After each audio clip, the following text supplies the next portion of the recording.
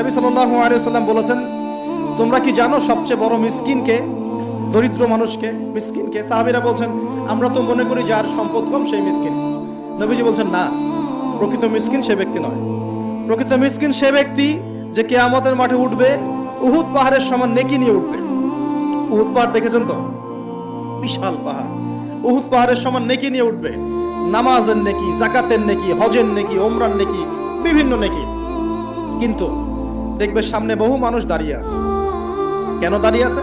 কারো কাছ থেকে টাকা নিয়েছে, টাকা শোধ করে নাই, কাউকে গালি দিয়েছে, কাউকে অন্যায়ভাবে অপবাদ দিয়েছে, কাউকে আঘাত করেছে, কারো উপর জুলুম করেছে, ইত্যাদি বিভিন্ন রকম মানুষের সাথে জড়িত পাপ ছিল। ঠিক আছে? কারো গীবত করেছে, কাউকে তহমত দিয়েছে, ইত্যাদি।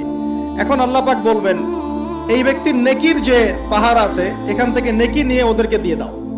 বলেন নাউজুবিল্লাহ। নেকি আস্তে আস্তে ট্রান্সফার হবে। এই যে আমরা যে ব্লুটুথ